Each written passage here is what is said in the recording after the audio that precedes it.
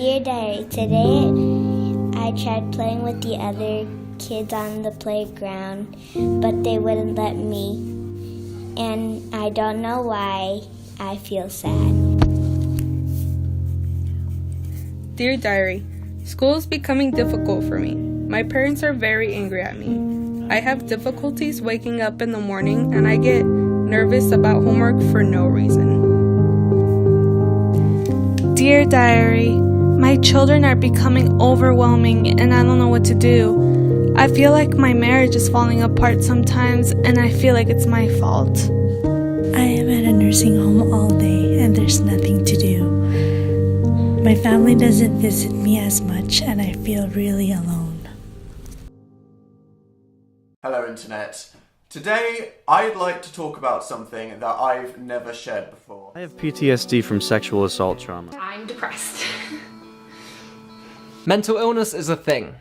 It exists. So a mental illness constitutes as anxiety, anorexia, depression, bipolar disorder, OCD, schizophrenia, post-traumatic stress, and borderline personality disorder. I was really badly bullied by two of the girls that I lived with. I was cutting myself every day and crying all the time. Throes of anxiety, panic attacks started creeping in. And it was so bad and I was so miserable that I ended up dropping out of college. With depression, you feel bad all the time, and usually for no particular reason, and you can't help it. I was suffering from hallucinations, which at the time were really scary because I didn't know what was reality and what was my imagination. I was waking up and just feeling gross. When I'm depressed, I have no energy, I have no will to do anything. Everyday tasks can become the most mammoth missions that seem like you're never going to be able to do them. My mind, the only way I can describe it was like a flip switched in my head, and suddenly everything was harder to feel happy about. I was diagnosed with severe clinical depression.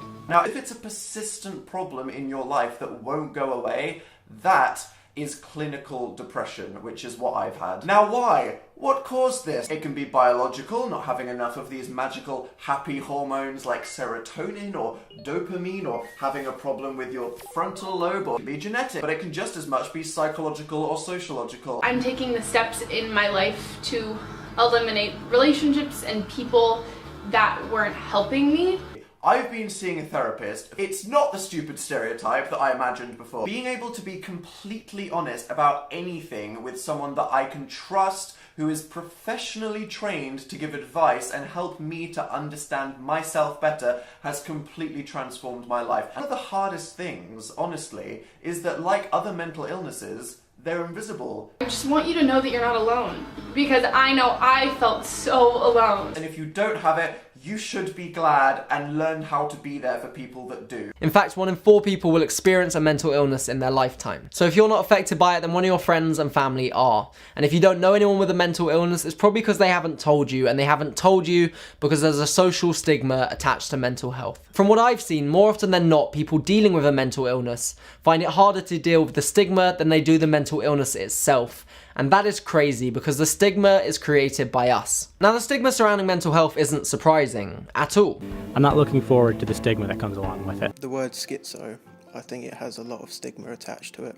I really don't like it. I personally felt uncomfortable telling people about it. I didn't want it to be seen as an excuse. I didn't want sympathy because I don't want to be defined by it. I'd like people to treat me like any other normal person, but also just to be a bit more sensitive around me, not to be stigmatized, depression and everything, and telling me to cheer up and everything. I'm sharing my story with you guys because I want to encourage you to talk to somebody. Health disabilities are an illness, not a weakness. They are an issue, not an identity. It's okay to be suffering from a mental illness, but it's not okay to not talk about it. There are ways to get help. Even if you think that things can't get better, that you've tried so many times and you've fed up and you've had enough of trying, things really can, and you can get better and you can recover. So don't give up on yourself. We're all in this together.